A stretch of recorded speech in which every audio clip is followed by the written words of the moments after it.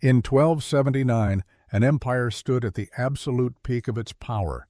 The Mongol Empire controlled nearly 25% of the Earth's land mass, from the Sea of Japan to the plains of Hungary, from the frozen forests of Siberia to the tropical coasts of the South China Sea, the largest contiguous land empire in human history.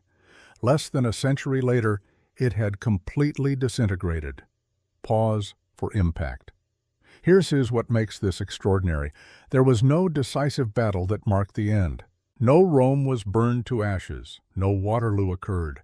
No invading army conquered the capital and declared victory. The Mongol Empire fell apart in a way that most history books just gloss over. They give it a paragraph, maybe two. The empire fragmented due to succession disputes and lost its unity. That's not an explanation. That's an evasion, direct address, establish credibility and respect. Gentlemen, I know who many of you are, veterans who served in complex military operations, engineers who designed systems that had to work flawlessly under pressure, managers who held organizations together through crises. You understand that when large, sophisticated systems fail, it's never because of one simple reason. Today, we're going to explore exactly what killed the Mongol Empire. And I'm going to treat you like the intelligent, experienced people you are. This isn't going to be simplified. This isn't going to be dumbed down. We're going to spend the next hour examining a cascade failure, a perfect storm of 7 interrelated factors that destroyed the most powerful empire the medieval world had ever seen. Establish engagement. But first, let me know, where are you watching from? And what time is it right now? Drop a comment below. I'm genuinely curious how far this reaches. And if you appreciate history told with depth and complexity, subscribe and hit that notification bell. Because this is exactly the kind of content we create here. Transition to narrative. Now, let's turn back the clock to August 1227, 0300 to 1200. Context: the builder and his impossible legacy. Visual: vast Mongolian steppes. Sunrise: a funeral procession. August 1227. Genghis Khan died during a campaign against the Western Jia Kingdom in northwestern China. He was approximately 65 years old, ancient by the standards of his era. He had lived a life of constant warfare, unparalleled conquest, and the creation of something the world had never seen before. When he was born, around 1162, he was named Temujin, just another boy in a minor Mongol clan. His father was poisoned when Temujin was 9. His family was abandoned by their clan, left to starve on the steppes. By any reasonable standard, Temujin should have died in childhood. Anonymous. Forgotten. Instead, he became Genghis Khan, universal ruler, established scale. By the time of his death, he had conquered an empire spanning from the Pacific Ocean to the Caspian Sea. Twice the size of the Roman Empire at its peak, twice the size of the Islamic Caliphate at its zenith. But Genghis Khan left behind something more dangerous than enemies. He left behind a problem that would ultimately destroy everything he built. The core paradox. Speak clearly to educated audience. How do you govern an empire that one extraordinary man could conquer on horseback, but that couldn't possibly be ruled from a saddle? The Mongols were nomads. Everything about their culture, their economy, their way of life was built on constant movement. Winters in the south where it was warmer, summers on the northern steppes where the grass was rich. A yurt, their portable dwelling, could be dismantled and loaded onto carts in under an hour. Entire communities could relocate in a day. This mobility was their strength. They weren't tied to cities that could be besieged. They didn't depend on fixed agricultural lands that could be destroyed. They could appear anywhere, strike anywhere, disappear anywhere. But now they ruled China. China, home to the world's most complex bureaucratic system. A civilization that had been recording its history for over 2,000 years. An economy based on rice cultivation, which required farmers to stay in one place, maintain irrigation systems, pay taxes to support urban centers. They ruled Persia, a land of ancient cities, sophisticated urban culture, libraries and universities that had existed for centuries. They ruled territories where people lived in stone houses, farmed fixed plots of land, and considered staying in one place a sign of civilization, not weakness. A technical explanation for engineers. From a systems perspective, this was an architectural mismatch. You had a nomadic administrative elite trying to govern sedentary agricultural societies. The two systems operated on fundamentally different principles: nomadic governance, personal loyalty, face-to-face relationships, decisions made in council, flexibility and adaptation, sedentary governance, written laws, bureaucratic hierarchies, tax collection systems, urban administration. Could you integrate them? Could you create some kind of hybrid system? That was the question Genghis Khan's heirs would have to answer. Transition to succession. But before they could even attempt to solve that problem, they had to decide who would rule. Mongol tradition stated that the empire was the collective property of the royal family, not the property of one man, not a monarchy that passed from father to eldest son. A collective inheritance that belonged to all the princes of the golden lineage. Genghis Khan had 4 sons by his principal wife, Borte, Jochi, the eldest, strong, capable. But there were persistent rumors about his paternity. Borte had been kidnapped early in Genghis Khan's rise to power and held captive for months. When she was rescued, she was pregnant. Was Jochi truly Genghis Khan's son? The doubt was never publicly acknowledged, but it was always there. Chagatai, the second son, a rigid traditionalist, a warrior who believed deeply in Mongol customs and viewed any adoption of settled civilization's ways as weakness and betrayal. Ogedei, the third son, diplomatic, a skilled administrator, less personally ambitious than his brothers. Genghis Khan chose him as the next great Khan specifically because he was someone the others might accept. Tolui, the youngest, arguably the most talented military commander of the 4, a brilliant tactician. But perhaps because he was youngest, he accepted his father's decision without open challenge. Genghis Khan divided the empire's territories among his sons. Jochi received the western territories, what would become the Golden Horde. Chagatai received Central Asia. The heartland Ogedei, as Great Khan, would rule the core Mongol territories. Tolui received the Mongol homeland as the youngest son's traditional inheritance. Establish the fragility. But here's the critical weakness built into this system. The empire was divided among the sons. But one son was supposed to be supreme, the Great Khan, whose authority everyone acknowledged. This worked fine when Genghis Khan was alive. His word was law. His authority was absolute. But what happened when he died? When the Great Khan's authority depended not on being Genghis Khan himself, but on being Genghis Khan's designated heir? What if the other princes decided they didn't accept that designation? Foreshadowing. Remember this structural weakness, because it's going to destroy the empire, not immediately, not obviously, but inexorably. 1200 to 2000. Setup, Ogedei's success, and the first cracks, visual Karakorum, the Mongol capital, wooden palaces, yurts alongside permanent buildings. 1229. After 2 years of political maneuvering, Ogedei was formally elected Great Khan by the Kurultai, the Great Council of Mongol princes and generals. He was an interesting choice, and if you've ever been in leadership positions, you'll recognize the type. Ogedei wasn't the most brilliant military commander. That was probably Tolui. He wasn't the most rigid disciplinarian. That was Chagatai. He wasn't the most charismatic. That had been Genghis Khan himself. What Ogedei had was the ability to get difficult, proud, talented people to work together. Leadership analysis. He was a consensus builder. He listened to advice. He was generous, sometimes too generous, his advisors complained. He loved wine and celebration, which made him popular, but occasionally impaired his judgment. But he was also shrewd. He understood power, and he understood that the empire needed to keep expanding because, and this is crucial, the Mongol economy was built on conquest.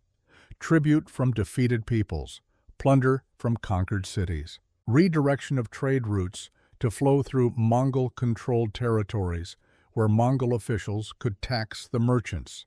When you're conquering, wealth flows in. When you stop conquering, you have to find other revenue sources, and the Mongols hadn't figured that out yet. Expansion narrative. 1229 to 1241. Ojede continued the conquests. 1235. He ordered the invasion of Europe, a massive campaign involving multiple armies totaling over 150,000 men. 1237 to 1240. Mongol forces systematically destroyed the Russian principalities. Kiev, the greatest city in Russia, was razed. Contemporary chronicles describe streets piled with corpses, survivors so few that they couldn't bury the dead. 1241. The Mongols invaded Poland and Hungary simultaneously. April 9, 1241. Battle of Liegnitz in Poland. A combined force of Polish knights, German crusaders, and Templar warriors was annihilated. The Mongols reportedly collected 9 sacks of ears from the dead to count their victory. April 11, 1241. Just 2 days later, Battle of Mohi in Hungary.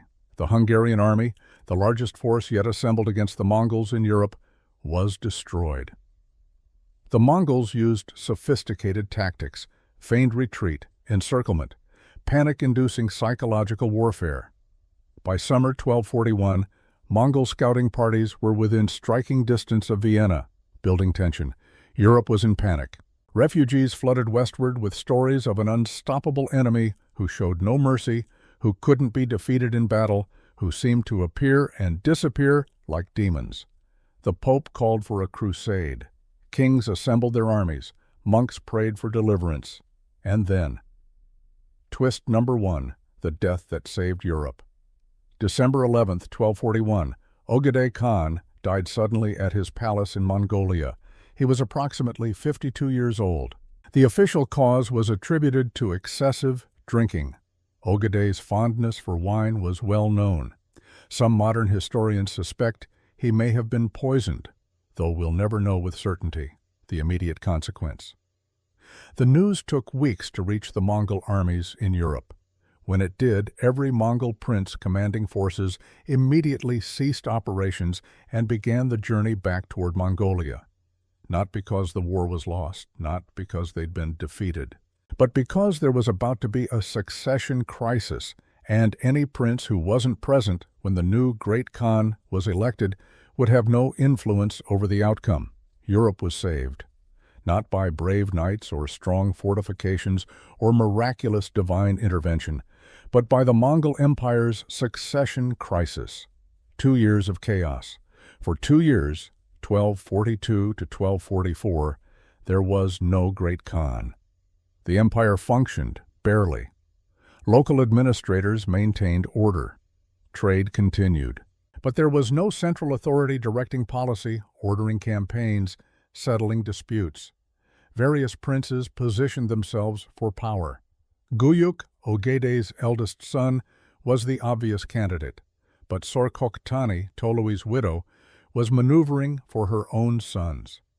Batu, Jochi's son, who commanded the Golden Horde, had enormous military power, but was geographically distant.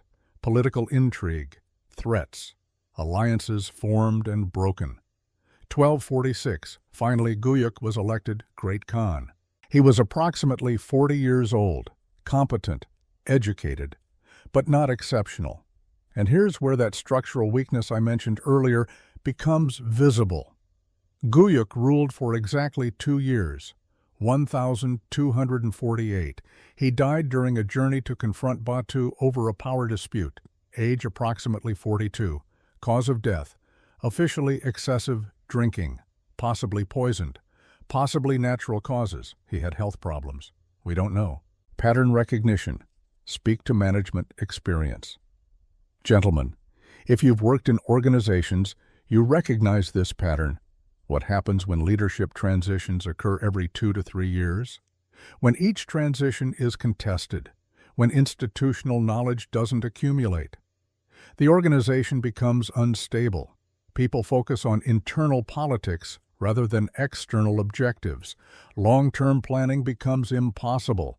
For 3 more years, 1248 to 1251, there was no Great Khan.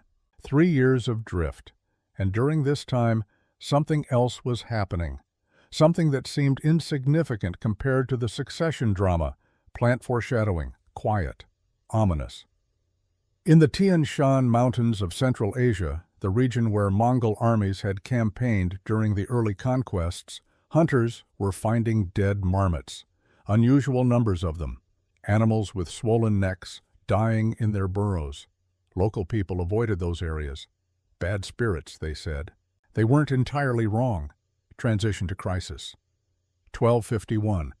The Kurultai finally elected a new Great Khan, Mongol Khan, son of Tolui, grandson of Genghis Khan. This was significant. This was the first time power transferred from Ogedei's line to Tolui's line. Not all the princes were happy about this, but Mongol had something his recent predecessors lacked: overwhelming force and the will to use it. He was approximately 40 years old, a veteran of campaigns in Russia, the Caucasus, and Eastern Europe.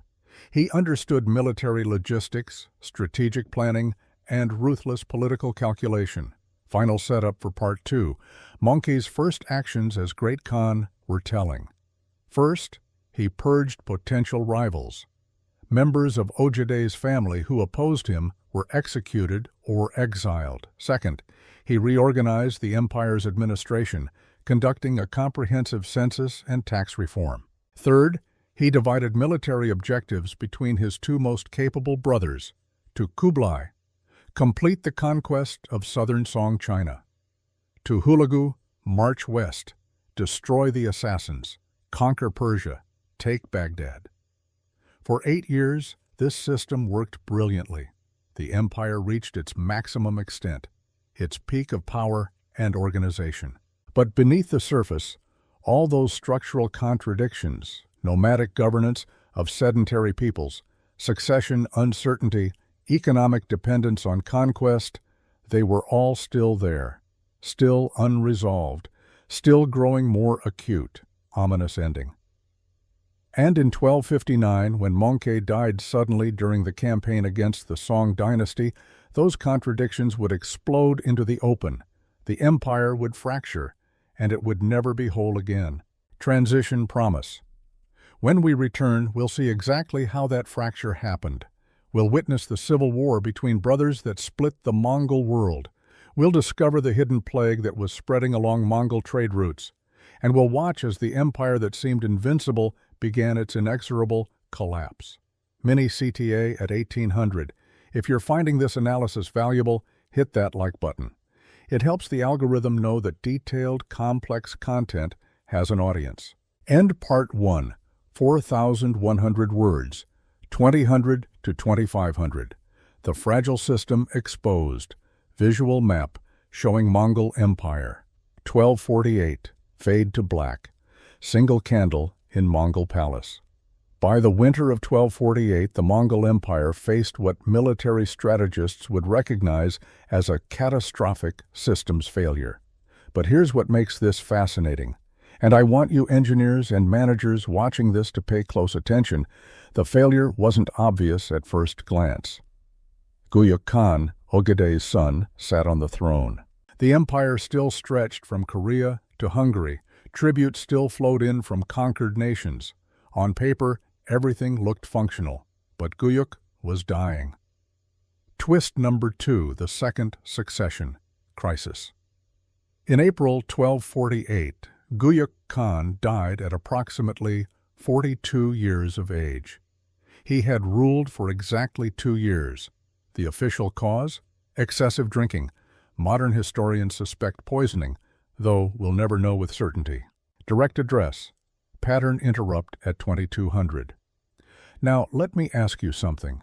How many of you in your careers worked in organizations where everything depended on one or two key individuals, where, when those people retired or left, institutional knowledge just vanished? The Mongols had built a system with a fundamental design flaw. It only worked when exceptional leaders held power. Think about the succession so far. Genghis Khan, arguably the greatest military strategist of the medieval world, ruled 21 years. Ogedei, diplomatic genius, held fractious princes together, ruled 13 years. Guyuk, competent but unexceptional, ruled 2 years. The trend line was clear, and it was pointing downward. Technical detail section for engineers. Here's the engineering problem they faced. The Mongol Empire was fundamentally a decentralized federated system running on centralized authority. Each khanate, each major territorial division, operated with significant autonomy. They maintained their own armies, collected their own taxes, made their own local decisions.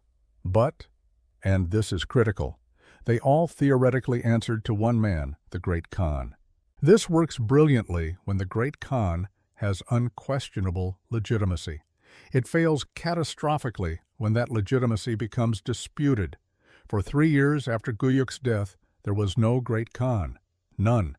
The empire drifted. Armies remained in garrison. Conquests halted. Trade routes continued functioning. The bureaucratic systems Genghis and Oshede had built were that good, but strategic direction vanished. The various princes and generals looked at each other across thousands of miles and asked the same question: who's in charge? Foreshadowing, plant for later payoff. During this interregnum, something else was happening. Something few chroniclers of the time noticed because it seemed insignificant compared to the succession drama. In the remote mountains of Central Asia, specifically in the Tian Shan Range, marmot populations were experiencing unusual die-offs. Hunters reported finding dead animals. Some developed strange swellings, died within days. Local shamans said the mountains were angry. They weren't entirely wrong, but we'll return to that shortly. 25 to 32. Monkey's Reign, the Last Great Khan. Visual Kurultai Assembly, 1251. In 1251, after 3 years of political maneuvering, threats, and what amounted to a soft coup, the Kurultai, the Great Council, elected Möngke Khan as the new Great Khan. Möngke was the son of Tolui, Genghis Khan's youngest son. This marked a crucial transfer of power from the line of Ogedei to the line of Tolui. Military detail for veteran audience.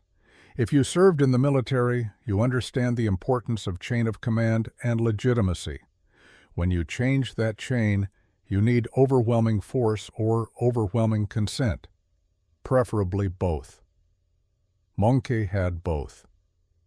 He was approximately 40 years old when he took power, a seasoned commander. He had fought in Russia, in Eastern Europe, in the Caucasus. He understood logistics, strategy, and, perhaps most importantly, he understood people. His first actions as Great Khan were telling. First, he purged potential rivals, thoroughly. Members of Ogedei's family who had opposed his selection were executed. Their supporters were exiled or reduced to insignificance. This sounds brutal, and it was. But from a systems perspective, it was rational. Möngke was eliminating failure points, making sure that when he gave an order, it would be obeyed without question. Second, he conducted a comprehensive census and taxation reform across the entire empire. Now this might sound boring, census and taxation. But think about what this actually meant. This was the 13th century. There were no computers, no telegraph, no telephone. Communications moved at the speed of a horse. And yet Möngke organized a simultaneous census across territories spanning from the Pacific Ocean to Eastern Europe. The logistical achievement alone was staggering. It demonstrated that Möngke's authority was real, immediate, and enforceable. Third, he reorganized the army and resumed the conquests. This last point is crucial. Remember what I said earlier, the Mongol economy was built on conquest, tribute, from conquered peoples, plunder, the redirection of trade routes to benefit Mongol-controlled cities. When conquest stopped, revenue streams weakened. Mongke understood this. The empire needed to expand to survive. Strategic planning section for management audience. Mongke made a decision that any corporate strategist would recognize. He divided his strategic objectives between his two most capable subordinates. To Kublai Khan, his younger brother, complete the conquest of the Song dynasty in southern China. To Hulagu Khan, another brother, march west, conquer everything from Persia to the Mediterranean. This was brilliant delegation. Mongke himself would remain at the capital, coordinating, managing the empire, while his brothers prosecuted separate campaigns thousands of miles apart. The brothers were capable. Kublai was a sophisticated thinker, interested in Chinese culture and administration. Hulagu was a ruthless military commander. For 8 years, from 1251 to 1259, this system worked beautifully. Shift to Hulagu's campaign, narrative tension building. 1253, Hulagu began his western campaign. His army was enormous, by some estimates 120,000 men, possibly more. Siege engineers, Chinese technicians who understood gunpowder, the finest cavalry in the world. His objective, destroy the assassins' fortresses in Persia, then conquer Baghdad. The assassins, you might know them as the Hashashins, were a militant Shia sect that had terrorized the Islamic world for over a century. They had perfected the art of political assassination. They held impregnable mountain fortresses. 1256, Hulagu systematically reduced these fortresses, one by one. The Mongols didn't waste time with prolonged sieges. They brought siege engines, catapults, specialists who could reduce stone walls to rubble. When a fortress fell, they killed everyone inside. By late 1256, the assassins were effectively destroyed as a political force. Building to major event. Increased tension. But the real prize lay ahead. Baghdad. For 500 years, Baghdad had been the jewel of the Islamic world. The Abbasid Caliphate, center of learning, culture, trade. The House of Wisdom, libraries containing hundreds of thousands of manuscripts. In 1257, Hulagu sent an ultimatum to Caliph al-Mustasim: surrender, dismantle your fortifications, acknowledge Mongol supremacy. The Caliph refused. Technical military detail. The siege of Baghdad began in January 1258. Hulagu's engineers, and this is where you see the sophistication of Mongol military technology, diverted water from the Tigris River to flood the defensive trenches the Baghdadis had dug. The city walls, while impressive, weren't designed to withstand the type of siege engines the Mongols deployed. Chinese-designed trebuchets that could hurl stones weighing hundreds of pounds. Gunpowder weapons, primitive by later standards, but devastating for the time. The siege lasted 2 weeks. February 10, 1258. The Mongols breached the walls. What followed was one of the most devastating sacks in medieval history. Estimates of the dead range from tens of thousands to hundreds of thousands. The Tigris River reportedly ran black with ink from destroyed manuscripts, then red with blood. The Caliph himself was executed. Hulagu, adhering to Mongol custom that royal blood should not be spilled on the ground, had him wrapped in a carpet and trampled to death by horses. Pause for gravity. 500 years of civilization, the center of the Islamic world. Gone in 2 weeks. 32 to 37. The secret beneath the conquest. Perspective shift.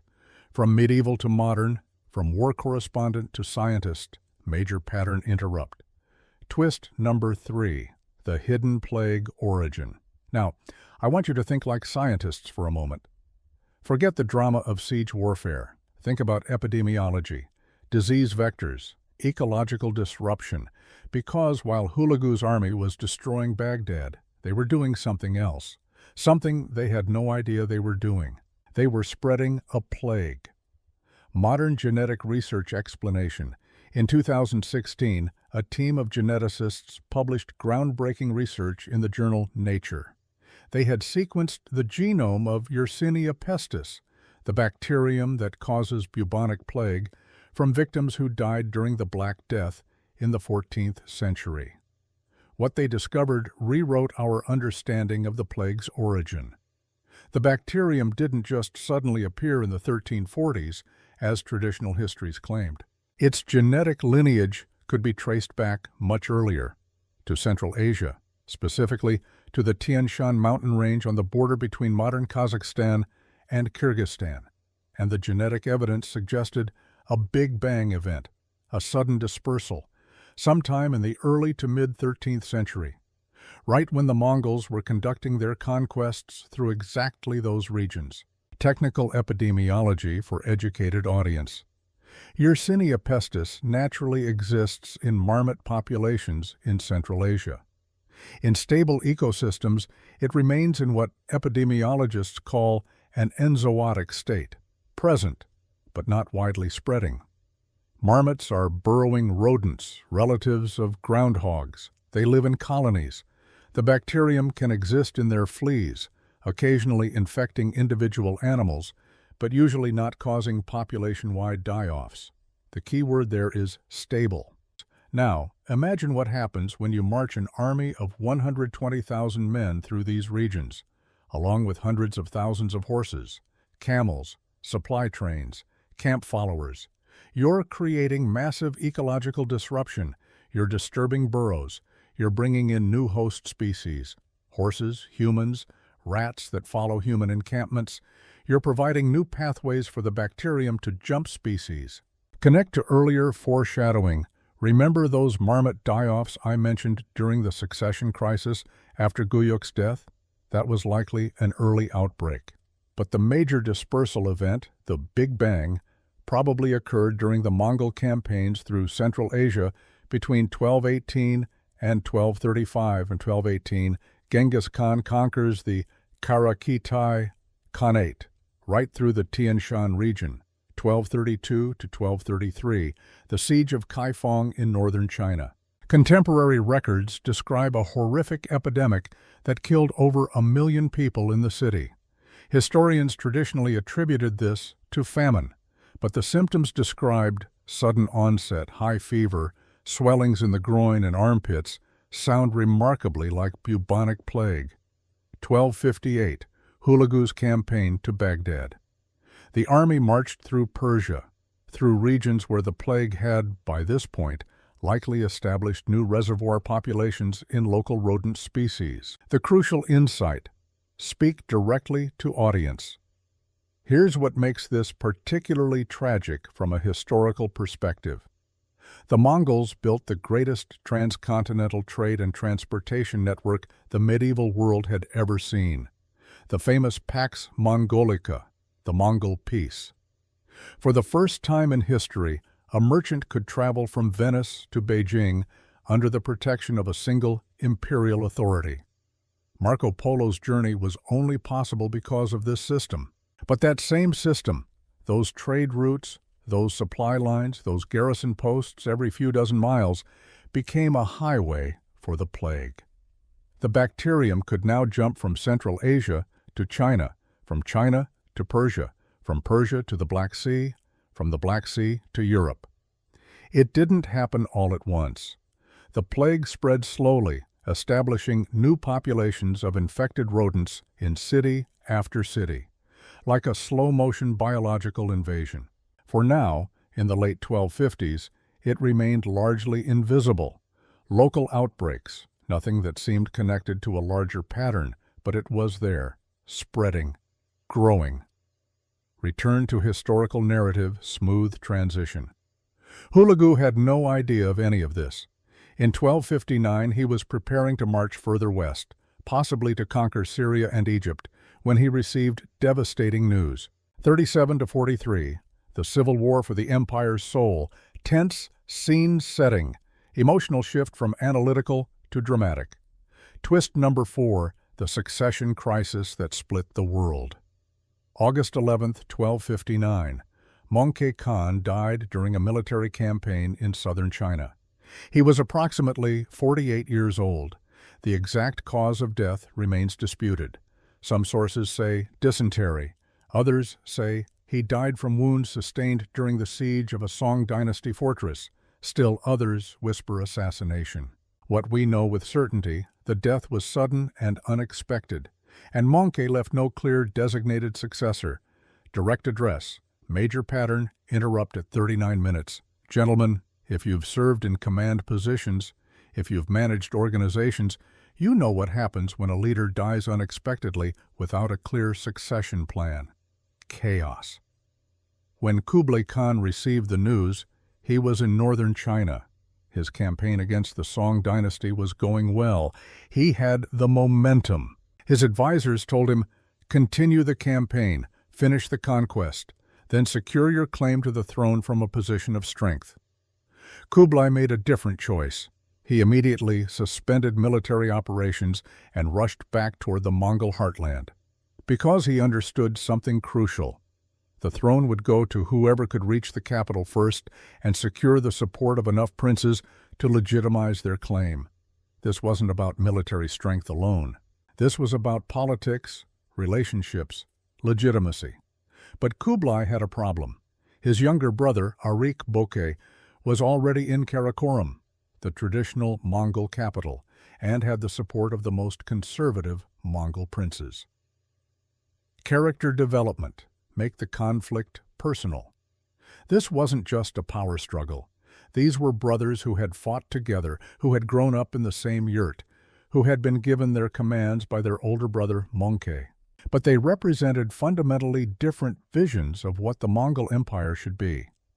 Kublai's vision, the empire must continue evolving, must adopt the sophisticated administrative systems of the civilizations it conquered, must learn from Chinese bureaucracy, Persian science, European trade practices, must become, in effect, a new kind of multicultural superstate. Arik Bokeh's vision, the empire must return to its roots, to the traditions of Genghis Khan, to the nomadic lifestyle, to Mongol purity. The moment you start adopting Chinese customs, Persian culture, you stop being Mongol. You become the conquered, not the conqueror. Military/strategic analysis. From a strategic standpoint, both positions had merit. Kublai's argument, we now rule sedentary civilizations with complex economies. You can't govern China from a saddle. You can't collect taxes from farmers if your capital is a mobile camp. We must adapt.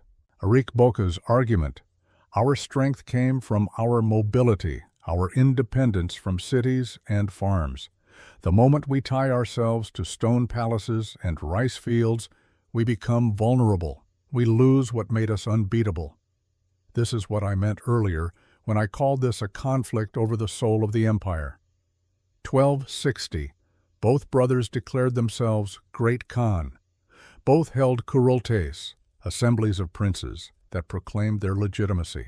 The empire, for the first time since Genghis Khan's death, was in open civil war.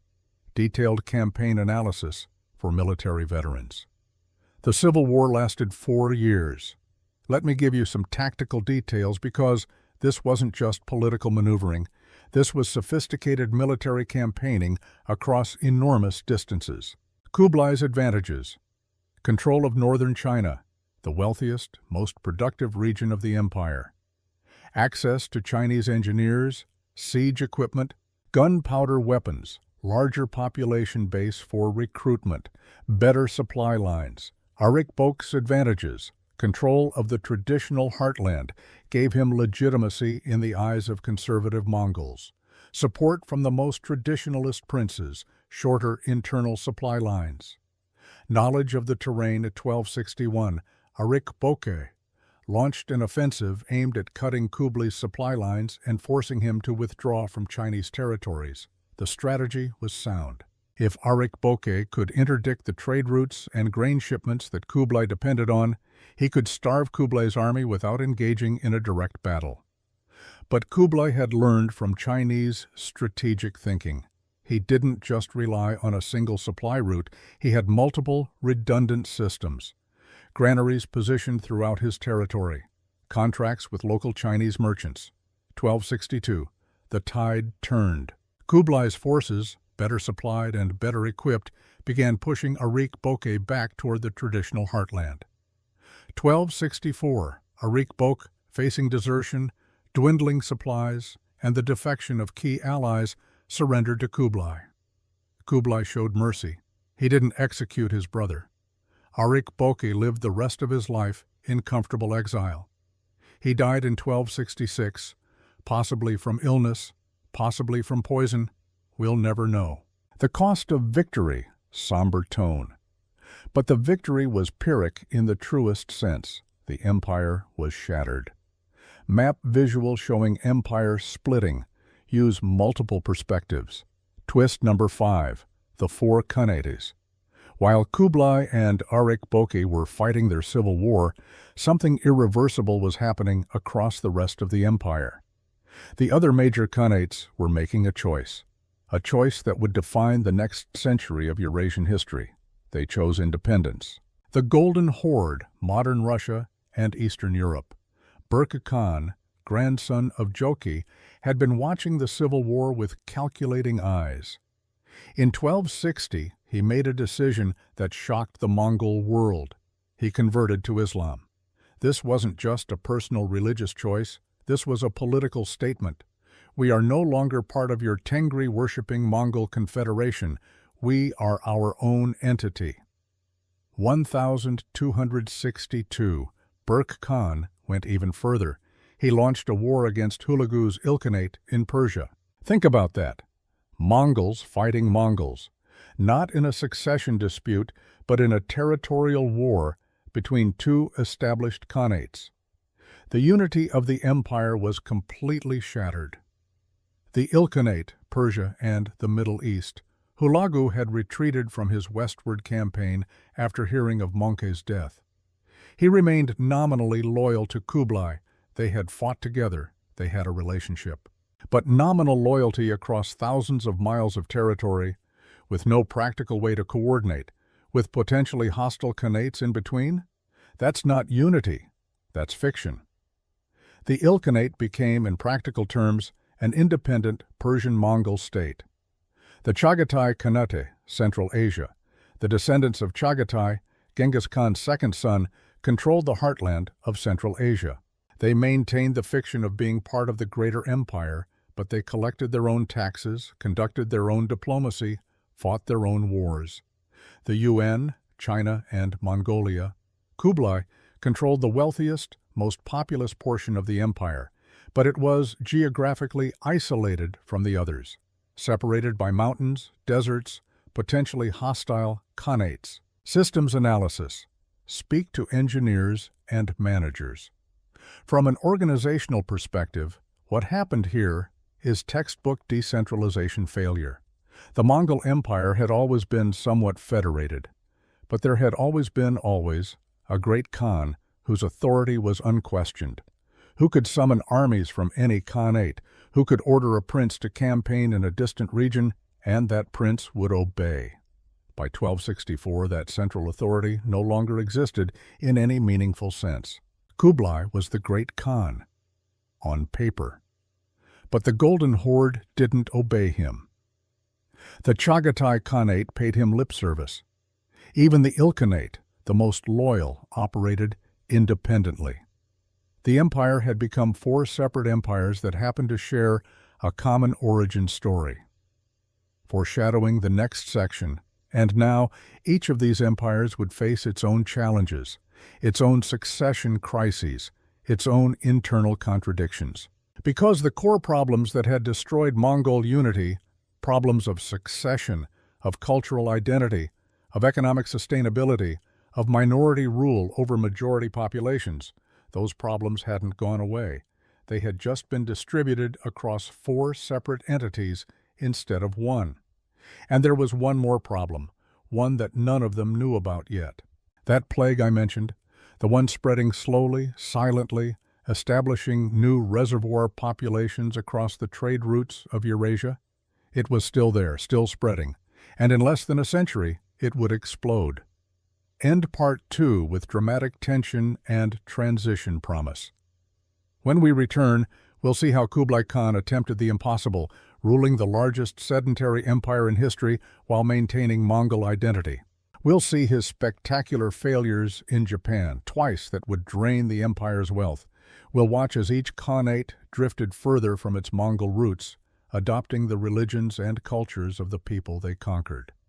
And we'll see how, in 1346, at a small trading port on the Black Sea, all those hidden threads, the plague, the succession crisis, the economic fragility, the cultural assimilation, would finally come together in what historians would later call the Black Death. The fall of the Mongol Empire wasn't a single event. It was a cascade failure, a perfect storm. And the next phase of that storm was about to begin. Fade to transition. Visual. Throne room in Khanbaliq, Beijing, 1271.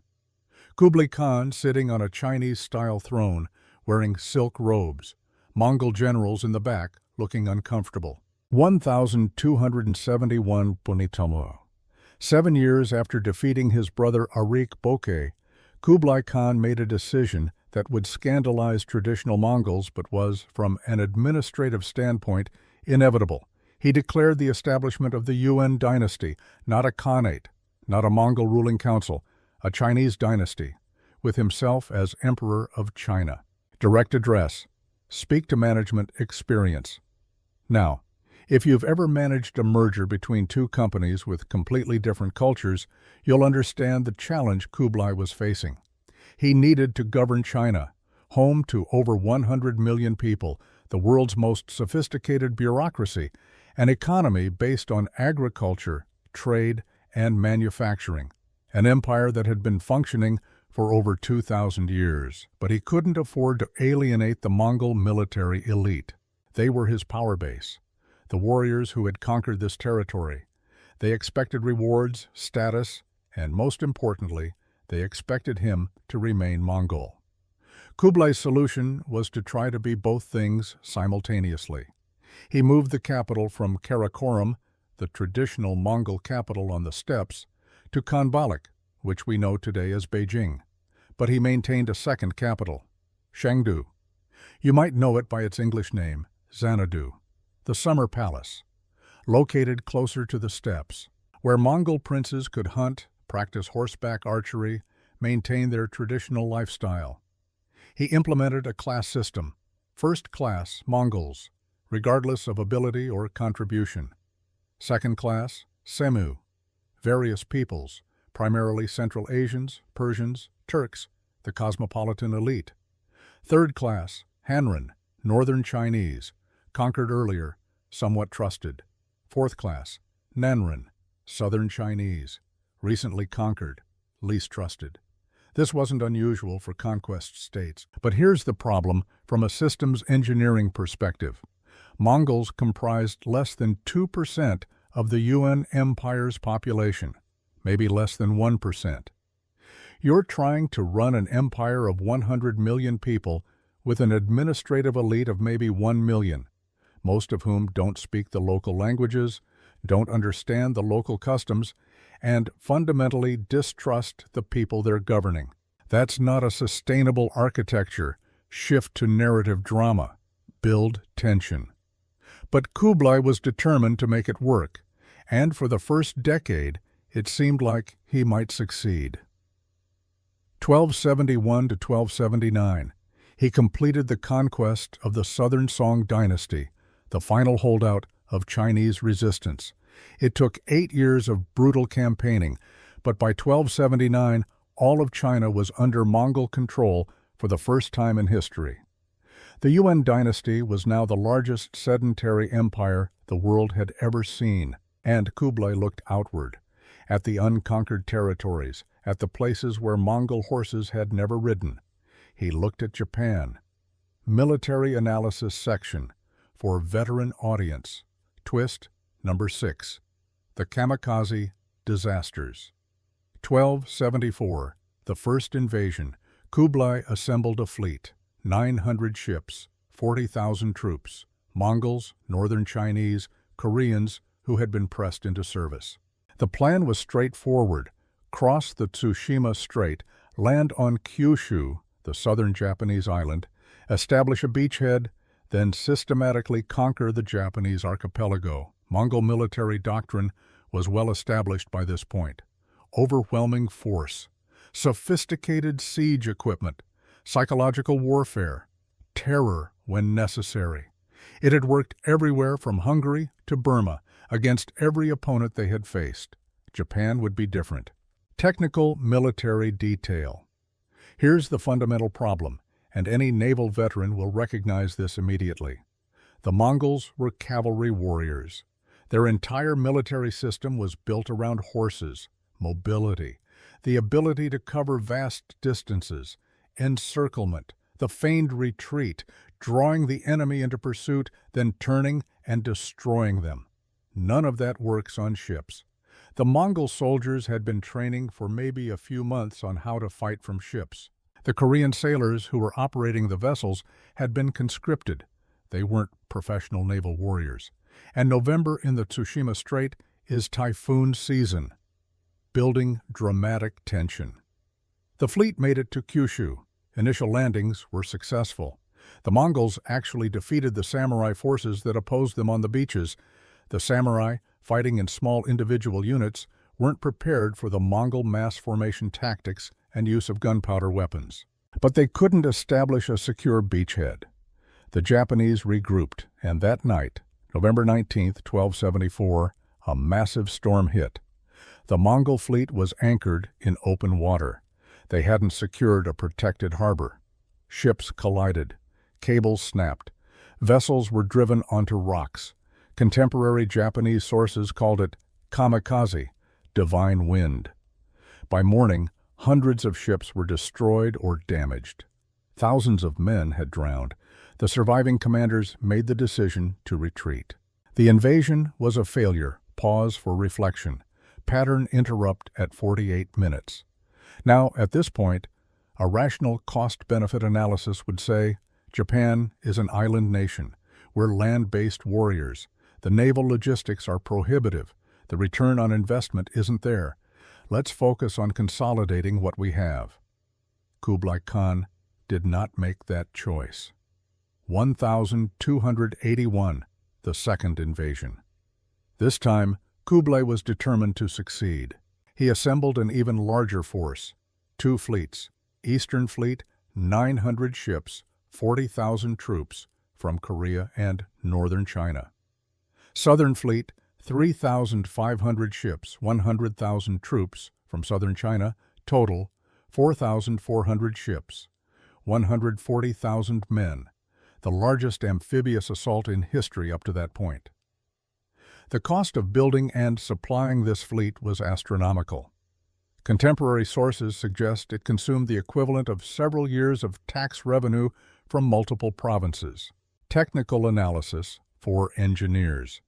Let me give you some numbers to understand the logistics involved. Each ship needed construction materials, wood, rope, sails, tar. Sailors, trained, or at least minimally competent. Provisions for the troops, rice, dried meat, water. Weapons, arrows alone, hundreds of thousands of arrows. Siege equipment, horses for the cavalry units. Now multiply that by 4,400 ships. This was a project on the scale of the Apollo program. A significant fraction of the empire's total economic output directed toward a single military objective. June to August 1281, the fleets assembled. The Eastern Fleet arrived first in mid-June, landed on Tsushima Island and Iki Island. Again, initial battles favored the Mongols, but the Japanese had learned. They had built coastal fortifications. They had organized better coordination between samurai clans, and they employed a new tactic, small boats with boarding parties, attacking the Mongol ships at night. The invasion stalled. August 15th to 16th, 1281. Another typhoon, even larger than the 1274 storm. Marco Polo, who was in Kublai's court during this period, later recorded, "A north wind blew with such fury that the troops declared if they did not leave, all the ships would be wrecked. The wind was so strong and the ships so crowded together that many collided with each other and were smashed. Modern estimates suggest that between 60 to 90% of the fleet was destroyed. As many as 100,000 men died, drowned, killed in shipwrecks, or executed by the Japanese after washing ashore. It was one of the greatest military disasters in history. Emotional weight. Let it land. Think about that. 100,000 men gone in 2 days. And for what strategic gain? None. The pattern of failed expansion. Japan wasn't Kublai's only failed campaign. Burma, 3 campaigns between 1277 and 1287. Initial tactical victories, but impossible to hold territory. Difficult terrain, guerrilla resistance, tropical diseases. The Mongols eventually withdrew, having gained minimal lasting control. Java, 1,293 naval expedition. 20,000 troops sent to a distant island. The campaign became mired in local politics. The Mongol force withdrew after suffering heavy casualties and achieving nothing of strategic value. Each campaign consumed resources: silver, ships, men, administrative attention. And here's the crucial insight, the one that explains why the Yuan dynasty would eventually collapse. The Mongol Empire was built on a conquest economy, tribute from defeated enemies, plunder, redirection of trade routes, taxation of newly incorporated territories. When conquest succeeded, the empire gained wealth. When conquest failed, the empire just lost resources. And after 1281, there were no more successful conquests. None. The empire had reached its maximum extent. And an empire that can only maintain itself through expansion will collapse when expansion stops. But Kublai still tried. He still tried to make this impossible balancing act work, being Chinese emperor and Mongol Khan, maintaining traditional steppe culture while adopting Confucian administrative practices. For another 13 years, until his death in 1294, he held it together through force of personality. But force of personality isn't a system. It's not an institution. And when that personality dies, what's left? Twist number 7. The conquered conquer the conquerors. While Kublai was struggling to maintain Mongol identity in China, something fascinating was happening across the rest of what had been the Mongol Empire. The other Khanates were changing, fundamentally, culturally. The Ilkhanate, Persia. Remember Hulagu, the conqueror of Baghdad? He had destroyed the center of the Islamic world, executed the caliph. His army had killed hundreds of thousands of Muslims. His descendants became Muslims.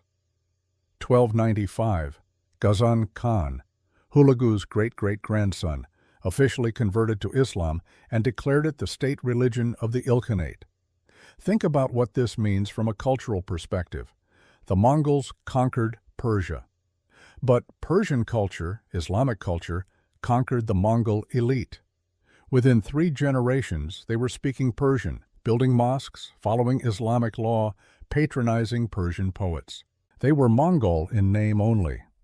The Golden Horde, Russia and Eastern Europe, Burqa Khan had converted to Islam back in 1260, but it went deeper than just the ruling family. By the early 14th century, the Golden Horde was thoroughly Islamicized.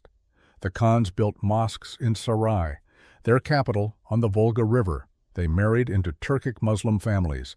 They conducted diplomacy in Persian, not Mongolian. Russian chroniclers started referring to them as Tatars rather than Mongols. The Chagatai Khanate, Central Asia, the heartland, the region closest to the original Mongol steppes. Even here, Islam gradually took over. The process was slower, more contested. Some Khans remained Tengri-worshipping Mongols. Others converted. Civil wars were fought over religious identity. But by the mid-14th century, the Chagatai Khanate was predominantly Muslim. The Yuan dynasty, China, Kublai and his successors tried desperately to resist this cultural assimilation. They prohibited Mongols from marrying Chinese. They maintained separate legal codes for Mongols and Chinese. They required Mongol boys to learn the traditional skills, horseback riding, archery, even when they had grown up in Chinese cities and had never seen the steppes. But the reality was inexorable. Mongol administrators needed to speak Chinese to govern. They needed Chinese advisors who understood the tax system, the law codes, the administrative procedures. Their children were educated by Chinese tutors. They lived in Chinese palaces, ate Chinese food, watched Chinese opera. By 1300, third-generation Mongol aristocrats in China were more Chinese than Mongol.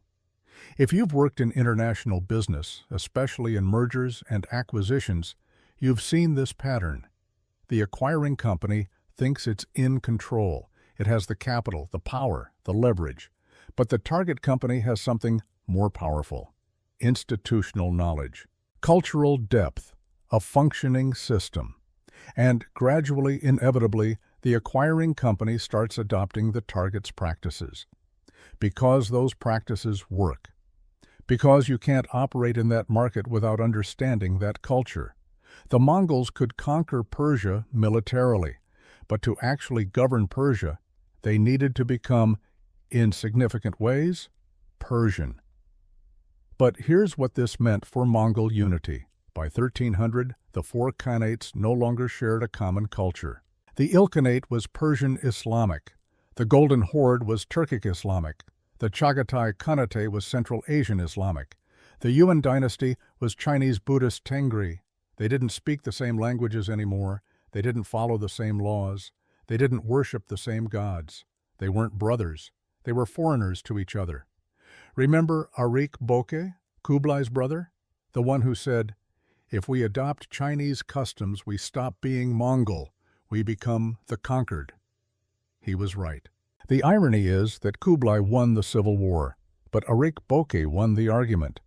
And now in the 1330s and 1340s, as these separate khanates drifted further apart, as succession crises multiplied, as economic systems strained under the weight of supporting non-productive military aristocracies, the plague that had been spreading slowly, silently, for a century, finally reached critical mass. 1330s, reports begin appearing in Chinese chronicles of unusual mortality, entire villages dying. Symptoms: high fever, swellings in the groin and armpits, black spots on the skin. Remember that plague we discussed earlier, the one that had been spreading silently along Mongol trade routes since the 1200s? The Yersinia pestis bacterium that genetic research traced back to Central Asian marmot populations disrupted by Mongol armies? By the 1330s, it reached critical mass. We don't know the exact trigger. Possibly an earthquake in the Tian Shan region that disturbed rodent populations. Possibly climatic shifts that changed breeding patterns. But by the early 1340s, the plague was no longer moving slowly. It was exploding. 1346, Kaffa Kaffa, a trading port on the Crimean Peninsula on the Black Sea coast, controlled by Genoese merchants but located in Golden Horde territory. A cosmopolitan city. Italian traders, Mongol officials, Greek merchants, Armenian craftsmen, Jewish bankers. Ships coming and going from Constantinople, from Venice, from Alexandria. In 1346, Kaffa became the epicenter of apocalypse. There's a story, and I need to emphasize we're not certain this is accurate, but it's been reported by contemporary chroniclers that Mongol forces were besieging Kaffa when plague broke out in their camp.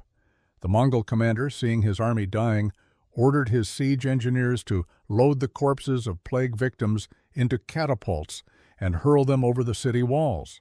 Whether or not this actually happened, the symbolism is perfect. The Mongols, who had built this transcontinental empire, were now weaponizing the disease that empire had spread. What we know with certainty, by autumn 1346, plague was raging in Kaffa, and Genoese merchant ships fleeing the city carried it to Sicily. October 1347, 12 Genoese galleys arrived in Messina, Sicily. When the sailors arrived, a contemporary chronicler wrote, they had the sickness clinging to their very bones. From Sicily, the plague spread to Italy, to France, to Spain, to England, to Scandinavia. Within 3 years, it had killed between 1/3 and 1/2 of Europe's population. But Europe was just one part of the catastrophe. Across Eurasia, 100 to 200 million dead. In China, 30 to 40% population loss. In the Middle East, 30 to 40% population loss. In Central Asia, even higher mortality rates. Cities were depopulated, trade collapsed. Entire regions saw agricultural production fall by half because there weren't enough surviving farmers to work the fields. For the Mongol Empire, the consequences were catastrophic. The Ilkhanate, already weakened by succession disputes, the plague killed multiple khans in succession. The administrative system collapsed. By 1335, even before the main European outbreak, the Ilkhanate had fragmented into multiple competing states. The Golden Horde, severely weakened. Population decline. Economic collapse. Loss of tribute from Russian territories as Russians used the chaos to assert independence. The Chagatai Khanate, fractured. Local strongmen seized power. The unified Khanate ceased to exist. The Yuan dynasty. Let me walk you through the final years. 1294. Kublai Khan died, age 79. He had ruled for 34 years. His death triggered exactly the kind of succession crisis you'd expect by now. 1294 to 1307. 3 emperors in 13 years, each one contested, each one weak. 1308 to 1333. 8 emperors in 25 years. 2 were assassinated. Most died young, in their 20s or 30s, possibly from disease, possibly from poison. We don't know. If you're keeping score at home, that's an average reign of about 3 years per emperor. Can you build institutions with that kind of instability? Can you implement long-term policies? Can you maintain military discipline? No, you can't. 1330s to 1340s.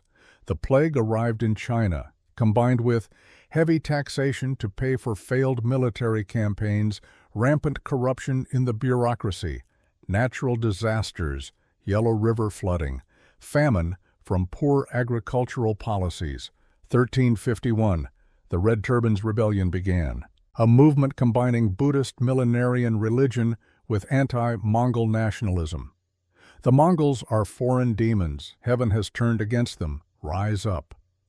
One of the Red Turban leaders was a man named Zhu Yuanzhang, born a poor peasant, orphaned by plague or famine, sources differ, became a Buddhist monk to avoid starvation, then joined the rebels, brilliant military tactician, charismatic leader, ruthless when necessary. 1368 September. Zhu Yuanzhang's army marched into Khanbalik, Beijing. The last Yuan emperor, Toghon Temur, fled north to the Mongol steppes.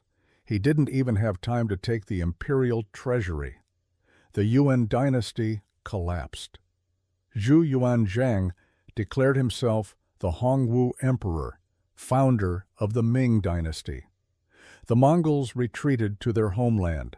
They tried to maintain a northern Yuan government, claiming they were still the legitimate rulers of China.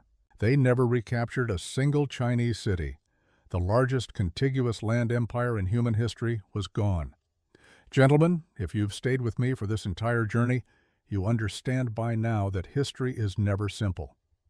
The Mongol Empire didn't fall because of one reason. It didn't collapse because they lost a single battle or because one leader made one mistake. It collapsed because of a perfect storm. 7 intertwined factors, each reinforcing the others.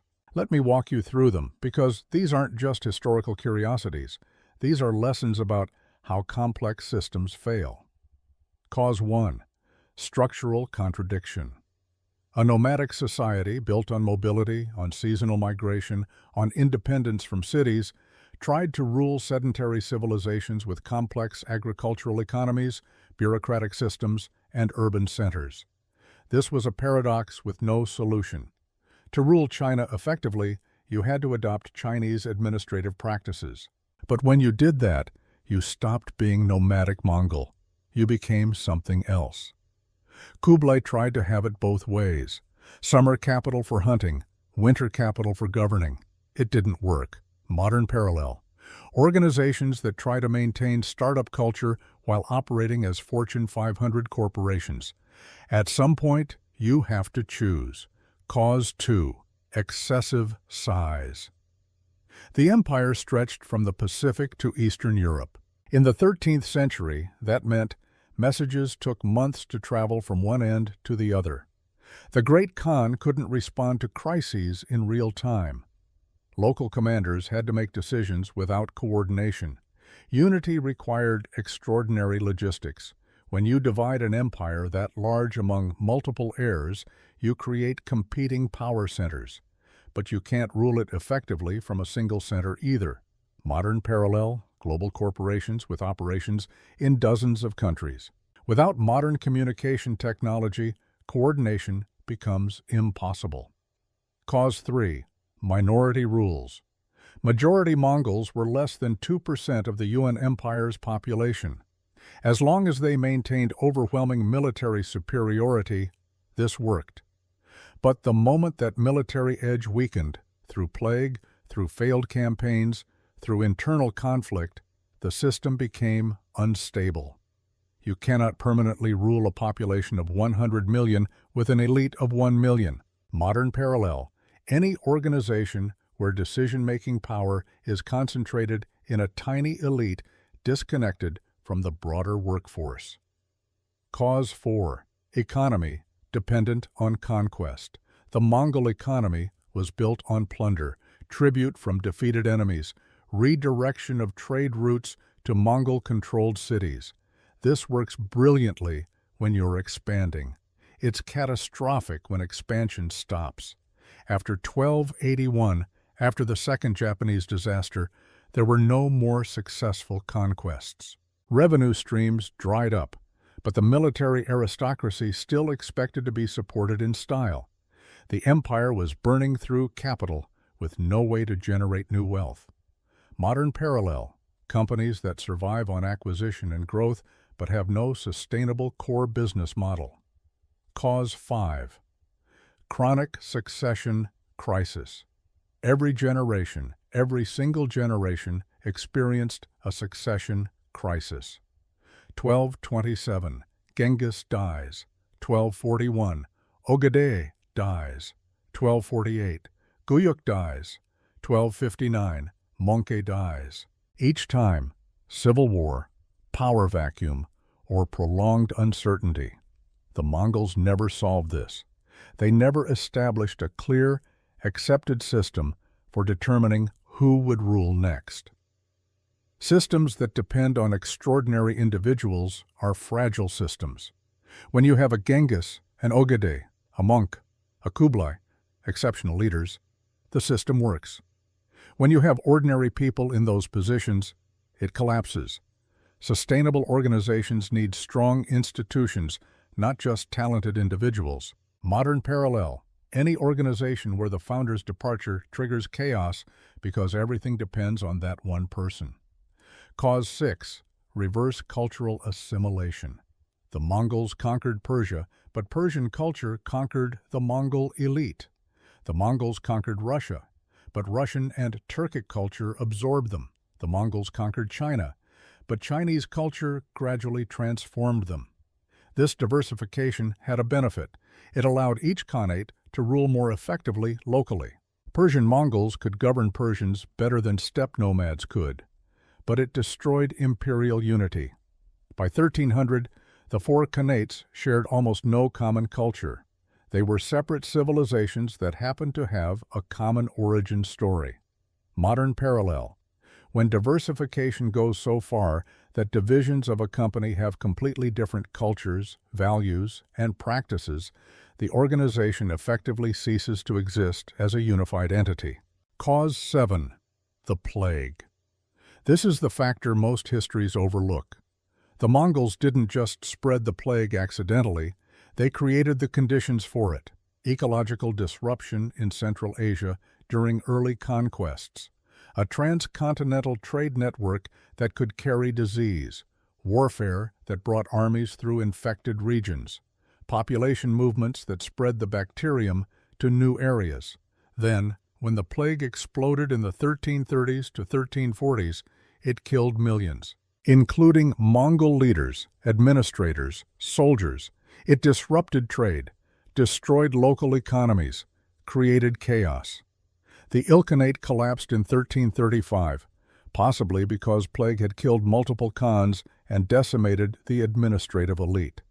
The cruel irony, the Pax Mongolica, the Mongol peace that allowed unprecedented transcontinental trade and cultural exchange, was also the highway for the Black Death.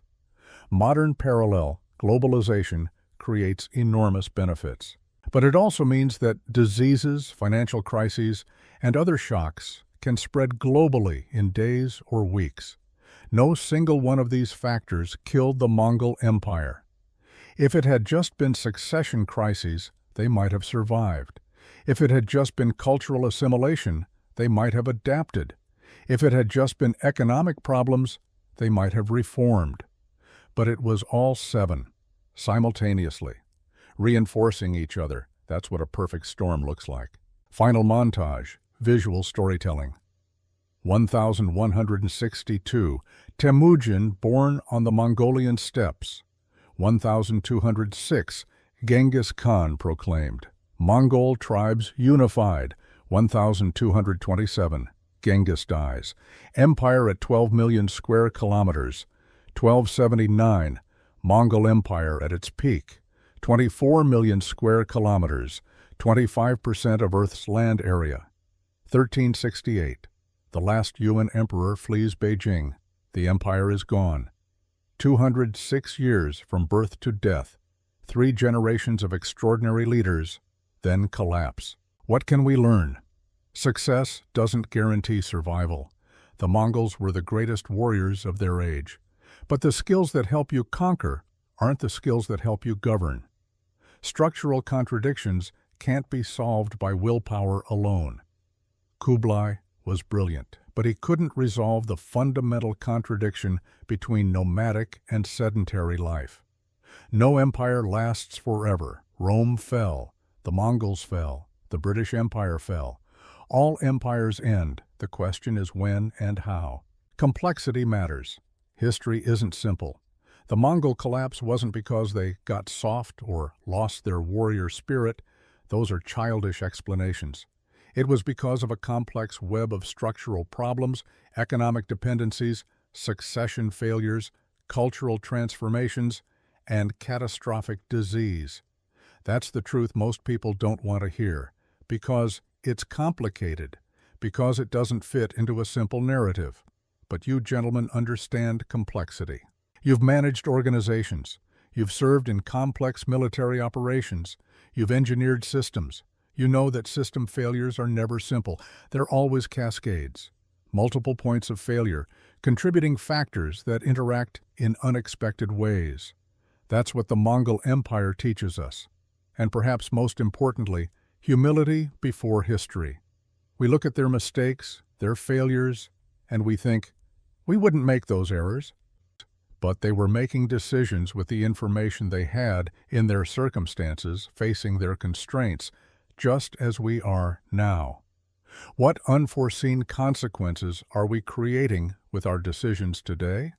What systems are we building that seem robust but have hidden fragility?